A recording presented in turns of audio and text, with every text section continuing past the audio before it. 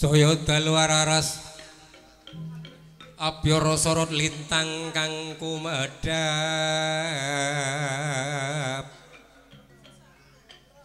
titi sunya madya latri lumrang gandaning Puspita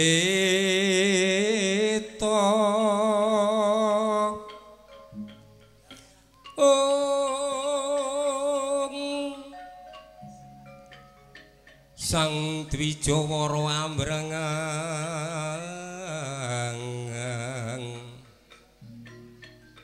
ler kumaraning madu bronto manyungsung sarining sekar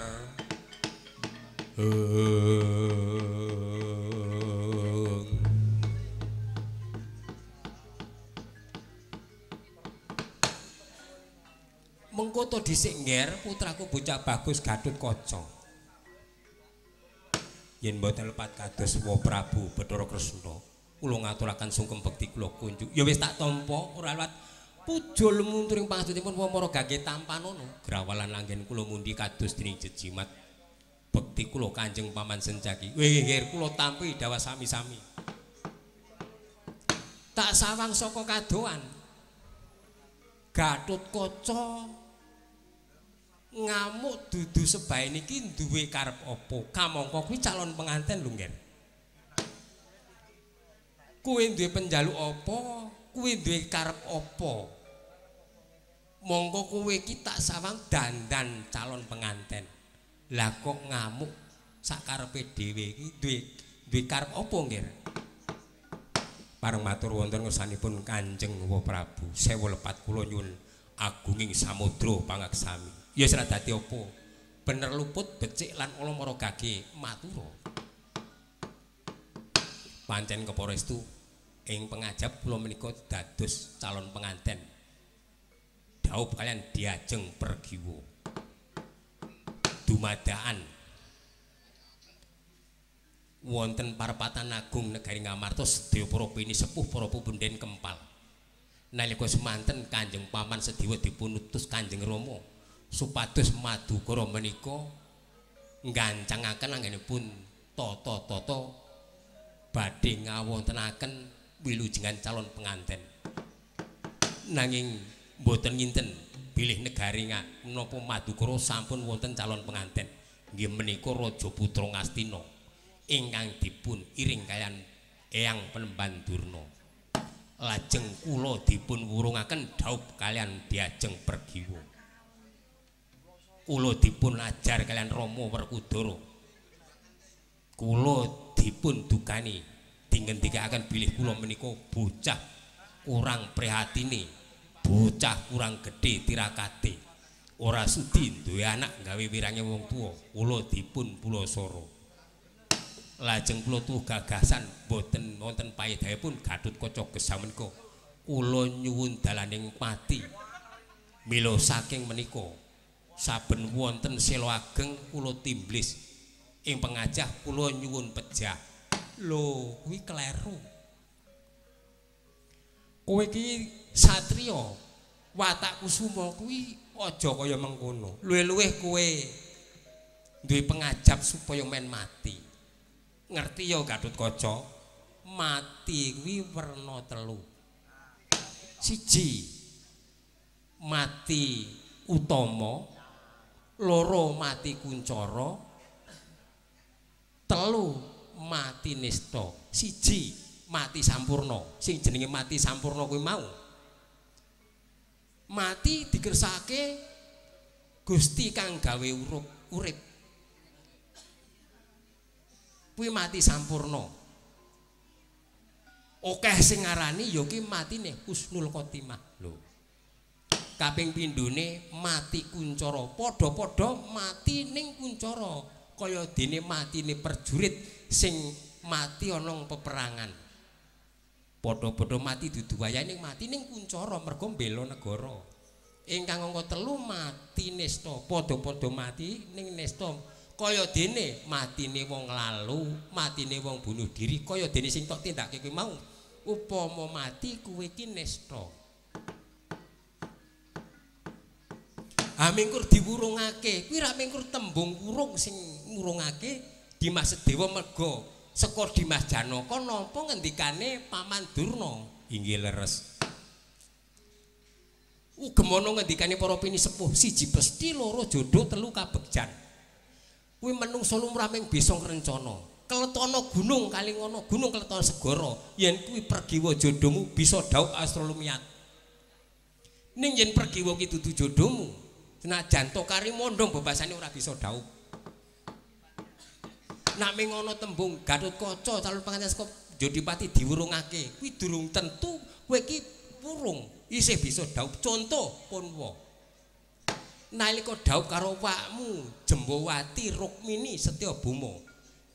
Wakmu Ratu Rukmini kuwi jaman semono 1000 raja mancanegara Paman Durna kuwi ngayunake ning gandeng aku duweni rasa tresna tak rewangi ana tetembungan Narayana kembang ngepring Narayana mlebu maling ya pun wae iki sing maling Pakmu Ratu diajeng Jembawati Setyabama ya ngono dadi nek mingkur diwurungake kuwi tembung gampang sepele mang pitados kalih ingkang wonten iki nak bab wedokan iki pun gayeng mah. Nah Gatotkaca tresna karo Pergiwa apa ora? Inggih kula gadah raos tresna semanten Ki Diajeng Pergiwa. Lah, nak pancene kuwe duweni rasa tresna karo Pergiwa, Pergiwa semono uga. Piye carane jujuken Taman Maduganda?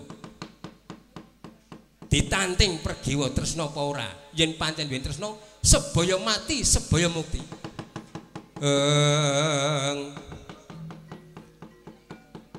Rikatore sang Gatotkaca nambah sigra ngambah Jumantara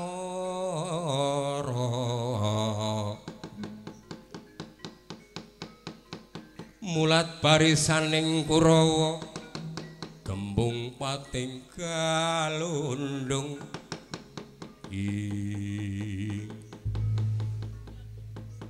matur genging penuwun tanpa pepindhan Kanjeng Prabu paring wejangan paring wangsit pengendikan dhateng ingkang putra pun Gatotkaca mongko kraos sing manah kula kepareng kula nyuwun pamit nyuwun tambahing pangestu badhe dumujuk wonten Taman Madukara. Lah rak ngono ya tak pangestuni nyuwun pangestu Kanjeng Paman Senjaya nderekaken kaluhuran ngatos-atos angger Gatotkaca.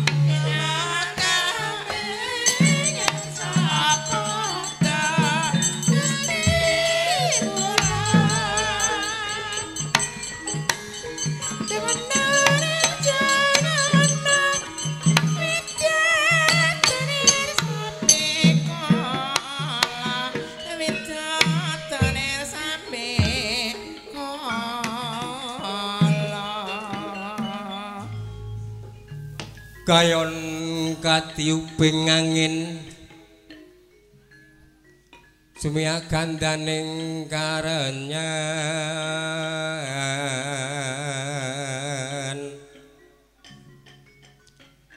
kayu mati babar wite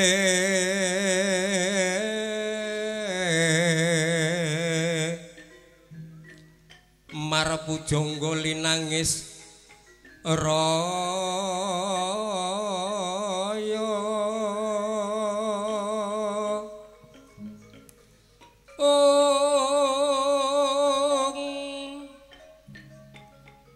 pujangga munyo mangrangin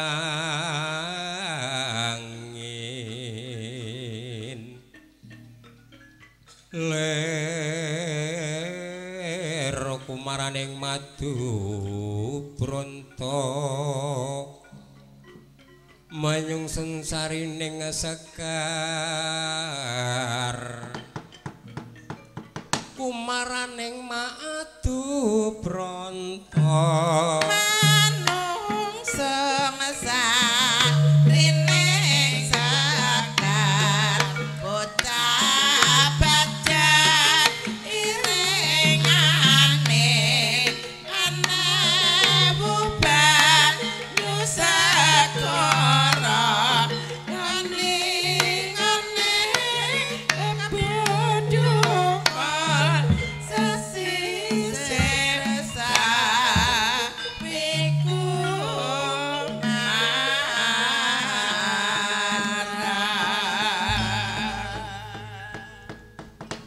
lahing kono toko cabuk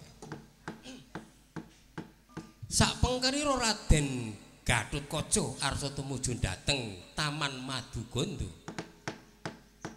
ing jagat pakliran Keparanyata dereng wonten sinambunging carita lan sejatining kandha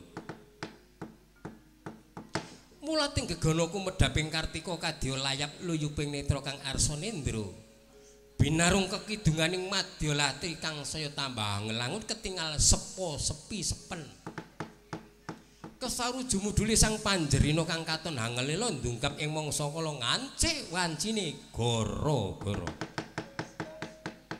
apa to pertandane gara-gara ora ana liya tandane gara-gara isine tangise bumi kelawan langit tangise bumi sedina ana lindhu kaping 7 lemah blegak mandiragung rubuh pating besasak gunung longsor tarung padha dene gunung banyu segara kocak mlabar ngebaki padaratan tangise langit ana udan barat salah mangsa klung pating palengkung teja mangkara pating blejeg bumaluduk ing akasa celoro taun pating celorot lidah tatit pating klewer gegirisi katone gara-gara dumunung jagat ngercapada ora merga saka kayu watu banyu genih kang mawa teja merga saka polah tingkah pokal gawene manungsa kuwi dhewe manungsa kang nuruti hardane kanepson yen wis nuruti hardane kanepson persasat bisa minger kiblate lali karo gustine ora ngerti karo agamane pramila iso nimbulake gara-gara rep sirep jati nemahi waloya walo neman jati sak seripe gara-gara kari tata titi tentrem dirgahayu sepi ing sambikala gara-gara dunung jagat pakeliran kina ngormati mijil kiluru asmar badranaya satmajane mijil wonten Ngororamba kinarya alun lirih tindaira repat kono kawan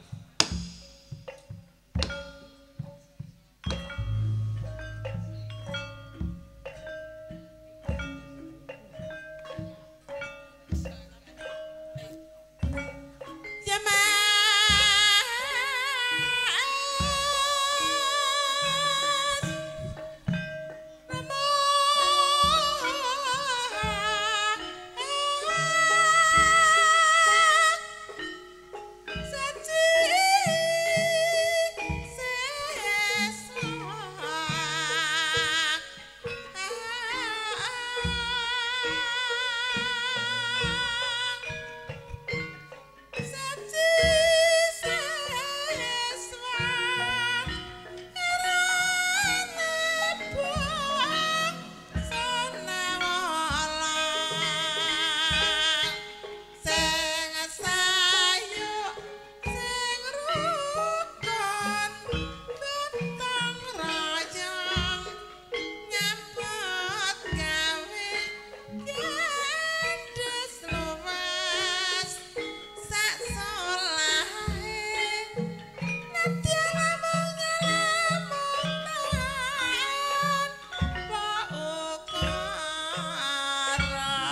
gayon katiuping samirana kaya mati babar wite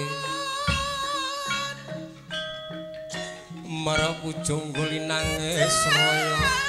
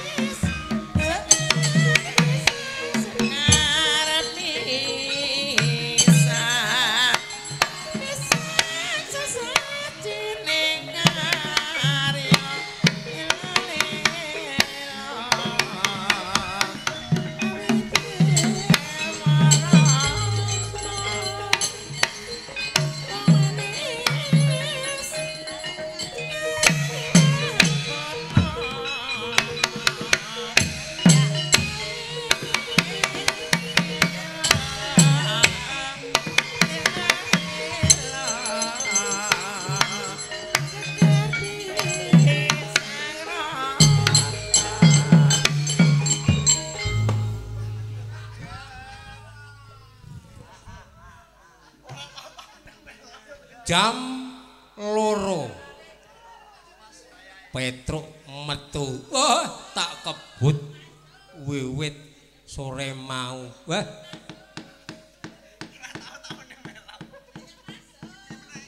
Sore mau ki kaya arep ilang semangatku. Ning bareng lekas, tuwuh gembiraku, bombongku ra karu-karuan. Anak-anak padha nusul. Sing tak bel dadak ya teko semangat. Anakku saka Bedilan nyekel kendang. Wes pancen kudune nek wong tuwa nyambut gawe iki tanpa didhawuhi iki mangkat. Sak wayah-wayah wong tuwa maju ngene iki ketleyek apa. Jaman simbah ngono kuwi kok Le. Mayang arep galong kentekan swara mundur anak-anak sing maju. Wis ket biyen ngono kuwi. Anak-anak maju sing tak karepke ya ngono kuwi do gembruduk tanpa bayaran.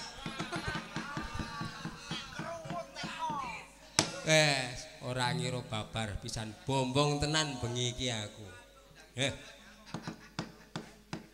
Tak omongke arep omonge sethithik iki kutuk-kutuk iki kotes-kotes ora ana nenere blas.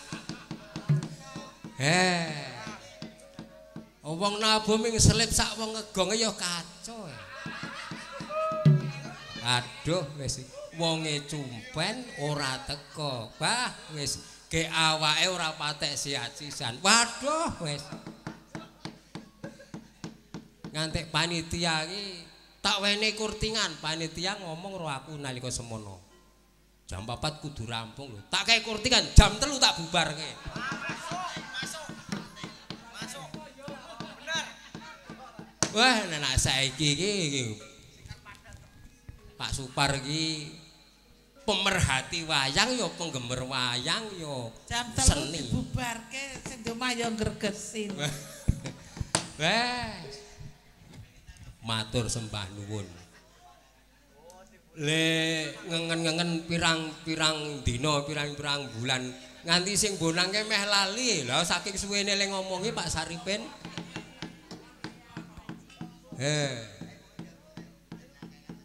Saestu kok Pak Supar mau rada arep gregesi pikiran kula. Lah wong sing saguh bonang tak bel aduh mriyange. Wah sing enong kok ora teko-teko kula bel wong pesan-pesan. Waduh kepiye awakku yo ora penak Wah, ora penak iki. Kuwi nek sesuk aku mulih masjidku ana assalamualaikum ya kuwi Pak. Aduh wis. Wah. Saya bengi saya semangat kanca-kanca. Ibu-ibu waranggana isih bergas-bergas. Arep ngundang Kang Gareng aku. Gareng ki nek kur diampiri dibengoki rang-reng ora jedul. Ora jedul nek aku liwat mobilku tak setel uyon-uyon terus metu deh. Oh, kae Gareng jedul ki ora usah dicelukke metu. Gareng ki krungu swara gamelan joget kok. Ya, kuwi. Metu Gareng ki krungu swara gamelan. Apa meneh kok krungu wong weruh gamelan ditumpake mobile joget Gareng iki. Kompak Ibu Waranggana papat muni bareng, ayo. Ayo muni bareng. Muni napa niku? Anu lagune Ayo Guyu. Ayo Guyu diwiwiti saka kendange. Ayo Le. Ngonek sindene ngejak guyu kabeh guyu sak sing rewang barange. Ayo.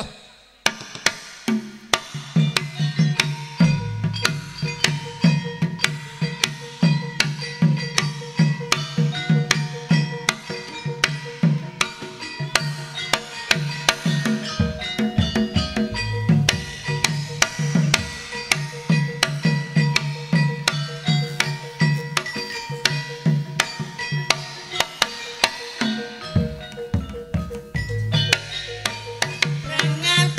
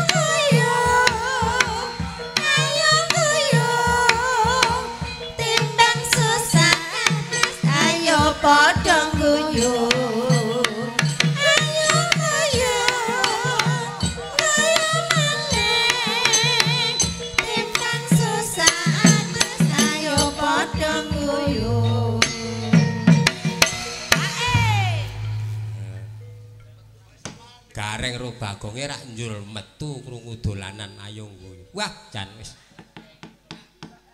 Gumyek-gumyek tenan iki, Truk. Ayo kandhani kok. Iki sing seru ki sing ngeplak kendang apa sone iki, Truk? Ya sone ya apik, sing ngeplak kendang ya agek mempeng-mempenge. Oh, aku mbiyen dek sak umur-umur ngono ku ya mempeng kok, Truk. Oh ya syukur nek ngono.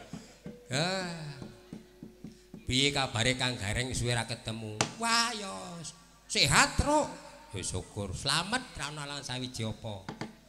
Bagong piye kabarmu? Wah, pokoke alhamdulillah saya kepethuk sedulur sing ditakokke sehate, Truk. Ha iya. Ming jebulan iki sehat ki pancen gedhe tenanan paedahe. Ha iya. Larang regane.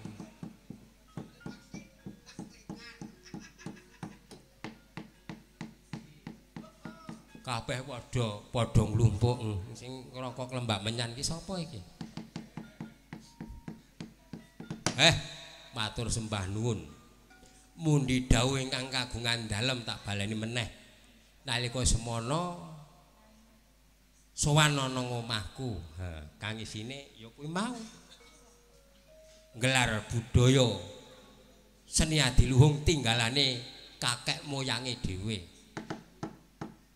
Mau wis dingendikake nanggon acara mau.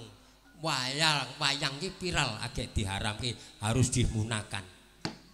Nek mingkur memusnahkan wayang ki angger wong Jawa kuwi ije ora bakal ilang. Nek wong Jawa kuwi wis entek agek iso ilang. Monggo jangkane Jayabaya kuwi wong Jawa kari separo, Cina Londo sak judo. Kuwi ya jaman saiki iki dingendikake nek pulo Jawa ki arep klelep. Sing klelep dudu pulone, menungsane. Oh, peradaban iki wis arep dilalekke. Ning ya kuwi mau janji ana wong Jawa wayang ora ilang.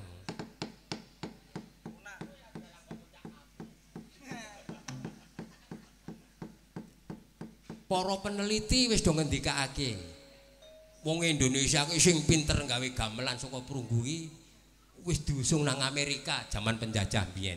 Nek ora ngati-ati wong Indonesia pesen gamelan saka Amerika. Lho kuwi tenan kuwi. Ning wonge dhewe iki iso ora gatekke bangsane gamelan ki apa, waduh ora ngerti Kang Gareng. Lah wingi ana berita kok. Dosen UGM ki nyeritake babat tanah Jawa sing mulang wong Londo. Sing nyejarahke. Lho ora malah kebalik to. Mergo buku babat tanah Jawa diusung nang negara Londo. Wong Jawa ki do kelangan zaman dijajah kuwi mau. Nek ra ngati-ati sesuk wong Jawa nanggap wayang dalange saka Malaysia. Wah. Sindene saka Filipina. Wah. Mesti kemayu-kemayu kae wong. Angel nek ora ngati-ati iso. Tur ya kuwi mau terus. Awake dhewe selaku pelaku seni aja bangga dumeh wayang iki diakoni marang UNESCO. Lho, UNESCO ki memantau terus lho, Truk. Nek wayang mingkur ngono-ngono kuwi jabut mrongos awake dhewe. Wis ora diakoni dunia. Mulane kabeh kanca seni ya sing ning dhuwur sing nang ngisor ki ayo padha guyub rukun kreasi ditokne. Ha. Pentas sak pentas kudu totalitas ngono kae. Ha iya. Nek kowe piye Gong wayang kuwi ana nggon berita viral diharamke kudu dimusnahkan. Wah aku silit kowe uget-uget ora terus. Aku ngertine mayang golek duit kok ya arep haram ya kono. Gene babi kae diharamke malah tekliti. Meneh gaweane wong gaweane Gusti Allah diharamke malah iwake gurih. Oh ya syukur nek dipenemu ngono. Dadi kowe ora wis biasa wae nang. Ya syukur nang. Mulane kuwi nyeni karo ngibadah aja lali. Budaya karo agama kuwi bersandingan, aja dicampur. Oh ya bener kuwi. Nek dicampur rusak. Pancen bener omongane Bagong kok. agama karo budaya nang Indonesia iki mbok agama apa wae kuwi harus mlaku sejalan seiring seirama. Wong nindakake seni kudu karo ibadah. Lho awake dhewe iki arep ming nang kuwi klebu ibadah Kang Gareng. Kandhani kok ya. Ibu Waranggana arep bengak-bengok tengah wengi klebu ibadah soale golek upaya. Lho kuwi. Arep ngenong ngibadah kowe iki. Anggem ora to.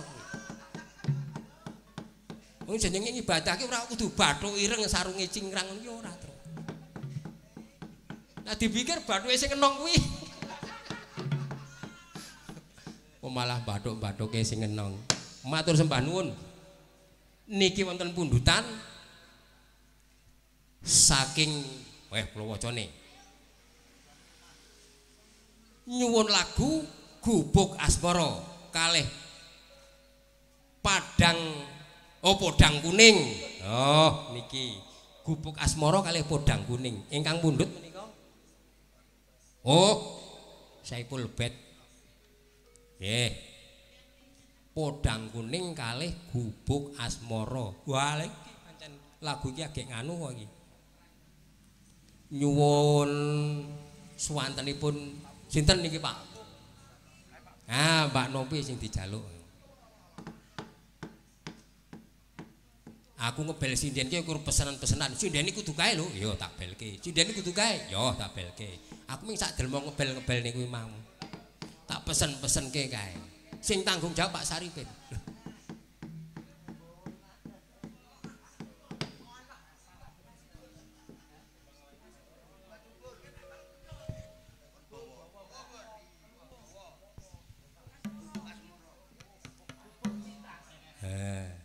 Dibawani Gubuk Asmara.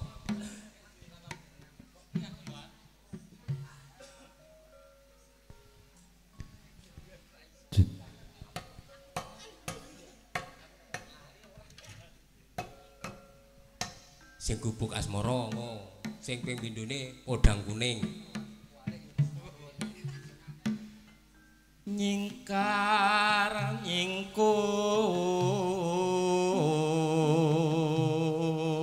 penabuh kula niki suarane apik-apik kok.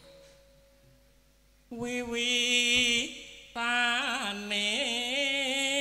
nyingkar nyingkur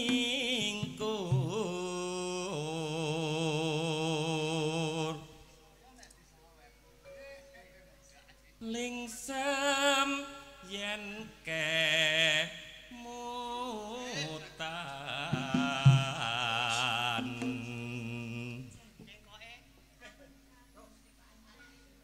lala